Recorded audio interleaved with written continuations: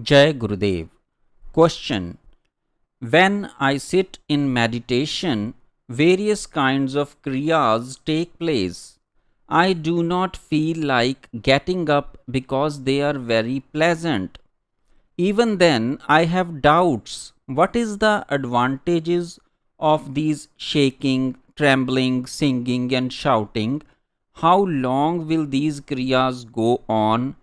Is doing these kriyas real sadhana? Answer. The kriyas can be categorized into three types: physical, mental, and related to speech. The benefits of each are also different. The objective of every spiritual aspirant is not to attain worldly pleasures but to become detached from them. Sensuous pleasures do not give real happiness. People of knowledge say they are filled with sorrows. Happiness ends in sorrow, and sufferings are themselves sorrowful. The memory that happy and unhappy experiences leave on the chit in the form of impression causes pain. Those impressions bind you and pull you to go in the same direction. This helplessness becomes the cause of further unhappiness. The mental modifications of sattva, rajas, and tamas caused by unhappiness are the cause of suffering because they are mutually contradictory. A person with discrimination clearly learns that happiness is in reality nothing else but unhappiness. Therefore, if sadhana is done for the fulfillment of desires, then it is no longer spiritual. It becomes gross and worldly. Who does not suffer because of physical disease, mental worries, and grief? Sankhya says that the real pursuit is total eradication of three types of burning: physical and mental, spiritual, and God sent calamities, so they never return. Medication may reduce a fever, but we must still heal the body in such a manner that the fever does not return. Similarly, we want to heal ourselves in such a manner that once the sorrows are gone, they are gone forever. Yoga takes responsibility of such a cure. There are four parts to any therapy: diagnosis, reason, treatment, and elimination of the disease. Life has birth, old age, disease, and the death, the big disease. Its reason is avidya. Self realization is the treatment and the elimination of the disease. One must test how well the kriyas of the awakened Kundalini fulfill these four criteria for treating the aspirant. To believe that this physical body is the self is the avidya or grand illusion. This illusion is destroyed only when knowledge of the self, which is eternal, pure, consciousness, and free, comes with self realization. The first folly is to believe that worldly sensuous pleasures can give happiness. The second mistake is to desire that this body, which is the instrument for experiencing these pleasures, remain healthy and strong forever, never becoming weak and decaying. The third mistake is to expect that the instrumental cause of enjoyment should be available forever. The biggest factor sustaining the grand illusion is attachment to the pleasure. Helpless slavery to these attachments causes the cycle of birth and death to continue.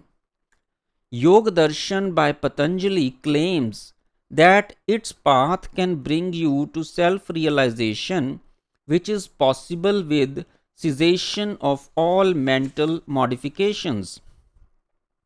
After awakening the Kundalini Shakti begins Kriya Yoga.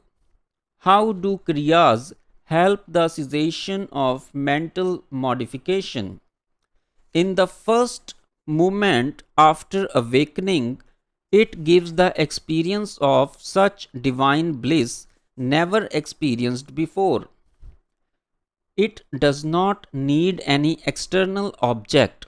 No efforts are necessary for attaining that bliss.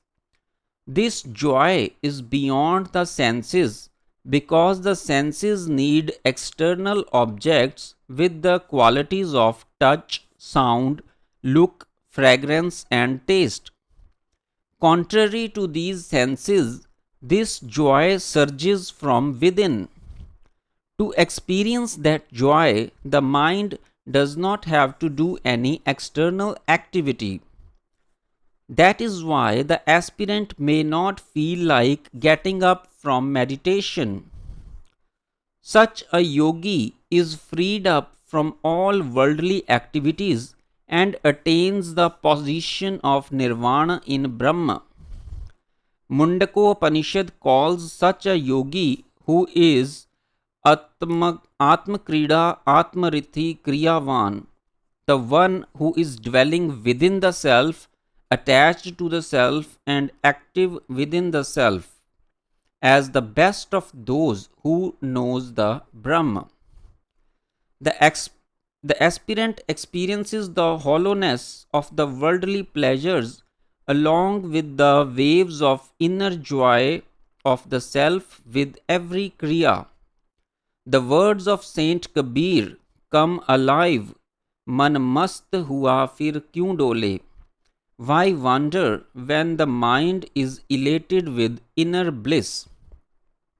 Shaking and rotating around or back and forth are the two initial signs of Shakti awakening. In the same way, when the ignition starts a car, it shakes a little. The kriyas of shouting and singing are sign that Shakti is Jnanamayi. Shakti herself does the kriyas, sings, laughs, weeps, protects the aspirant from adversities, give advice like a guru, and turns the aspirant towards knowledge. All these are signs of its all powerfulness and omniscience. The upsurge of Shakti within the heart is nothing but the realization of the one who possesses Shakti or God, because God realization is possible only through its expressed Shakti. These processes of Shakti exist until one reaches the stage called Parichay, which means introduction. The form of the kriyas which start off begin being gross and loud becomes subtler and subtler. Upon reaching a steady state within the real self, the mind becomes empty and has no subject in it. With steadiness of mind, all outside kriyas also become stagnant. Once the work is completed, they become redundant. Kriyas are not done by the aspirant. They keep on happening spontaneously as long as they are necessary in the manner in which they are needed. Without any efforts on part of the aspirant, Shakti itself keeps on creating kriyas. The aspirant watches the kriyas like a witness. Now we will consider the question of whether having these kriyas is real sadhana. The genuine kriya is control over the mind. That is a part of sadhana. Proper diet, activities, sleeping, remaining awake are also called sadhana. Every activity that helps in attaining ultimate good is sadhana. and everything that gets in the way of spiritual goal is called an obstacle. The completion of the journey of sadhana is the state of being liberated while living in the body. In that state, the aspirant experiences that whatever had to be done is accomplished and nothing remains. Whatever had to be attained is attained. All desires have been stated. Now an unbroken inner contentment has come to be. With the final elimination of three types of burning heat, that is sufferings, the chit rises so far high above the ego identification with the body. There is total indifference to the worldly happiness or sufferings. Once reaching there, the person is not shaken even by the greatest sorrow. Shakti makes you do sadhana herself. Aspirants get such tremendous kriyas which they could never accomplish with their own efforts. People do yogasana, pranayam, and mudras that are not known to them, are difficult to perform, and are not even seen in yoga books. An aspirant, totally unaware of the 7 notes of the classical music, sings in perfect harmony. Different ragas surge during Shakti. That is the reason this sadhana is called Shaktopai, meaning remedy through Shakti. The ego of doership breaks down when kriyas of Shakti are experienced. A disinterest in worldly affairs develop. The force of anger and desires weakens and disappears. No fear can ensnare the mind. It is said that one who knows cosmic bliss is never afraid of anything. Most of the followers of this path experience that after forceful kriyas quieten down, a meditative state emerges from some time during which the chit seems as if it is dissolved. Following this sequence, the mind remains free from resolved and thinking for as long as time from worldly duties permits. Indifference to worldly pleasures, the ability to endure suffering, control over the mind, victory over anger and desires, fearlessness, equanimity of mind, and then self realization are the natural outcomes of Shakti awakening. Upon the awakening of Kundalini, the sadhana that takes place spontaneously is called Siddha Yoga or Mahayog. It is called Siddha Yoga because sadhana occurs by itself, without any effort by the aspirant. It is called Mahayog because it embodies all 4 yogas: Mantra Yoga, Hatha Yoga, Lay Yoga, and Raj Yoga.